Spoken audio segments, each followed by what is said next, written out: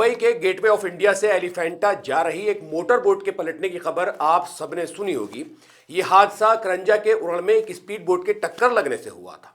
नीलकमल नाम की बोट में 120 से ज्यादा लोग सवार थे। इन यात्रियों की जान नहीं बच पाती अगर आरिफ मोहम्मद अपनी नाव से तेज गति से वहां नहीं पहुंचे होते।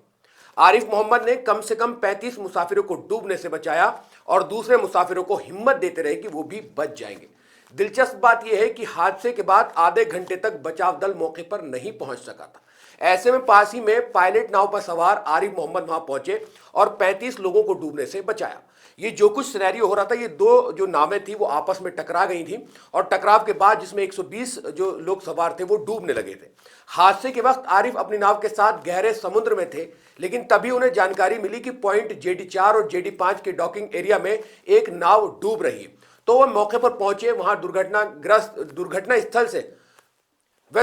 स्थल से 18 मिनट की दूरी पे थे, लेकिन उन्होंने ये दूरी केवल 9 मिनट में तय कर ली थी।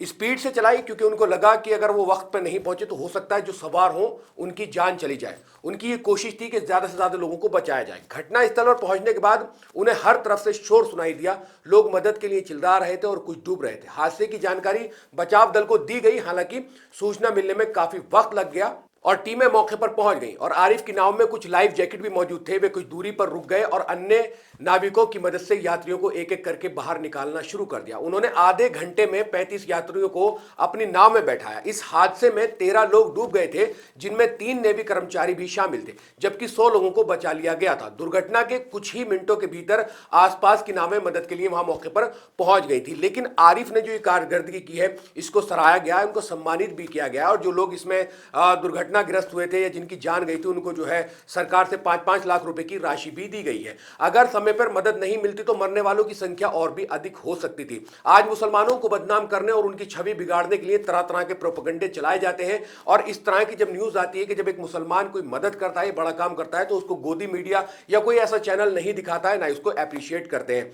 लेकिन वो है ना कि वह तो इज्जु मंतशा व तो जिल्लु मंतशा। एक नाव क्या ऐसे 1000 बार देखने को मिला है, जब कोई हादसा होता है और वह मुसलमान मौजूद हो तो मदद के लिए सबसे आगे मिलता है, चाहे हॉस्पिटल की दहकती हुई आग हो या फिर समुद्र की खतरनाक लहरों का पानी हो।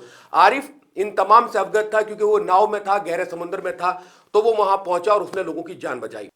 तो ये न्यूज आप तमाम लोगों ने देखी होगी। लेकिन आरिफ ने अपनी जान पर खेलकर जब डूबते हुए को बचाते हैं तो उस वक्त आनन फानन में अपनी जान का भी खतरा होता है। लेकिन आरिफ ने 1 मिनट के लिए भी ये नहीं सोचा और उसने इंसानियत को जिंदा रखा। उसने ये नहीं सोचा कि इस नाव में सवार होने वाले कौन लोग हैं, हिंदू हैं, मुस्लिम हैं, सिख हैं, ईसाई हैं, लेकिन सिर्फ वो इंसानियत के नाते वहां पहुंचा और उसने इंसान होने का हक अदा किया और 35 से ज्यादा लोगों की जान बचाने में उसने पूरी मदद की और इसी को लेकर उनको सम्मानित भी किया गया है। आप क्या कुछ कहना चाहते हैं जो उसने काम किया है? आरिफ ने 35 लोगों की जान बचाई। इस नाव की जो दुर्घटना हुई थी, इसको लेकर आपका क्या कुछ कहना है? इस वीडियो के कमेंट सेक्शन में कमेंट्स करके हमें जरूर बताएं। शुक्रिया। मिल्क टाइम्स को जारी रखने और मजबूत बनाने के लिए हमारी आर्थिक सहायता कीजिए।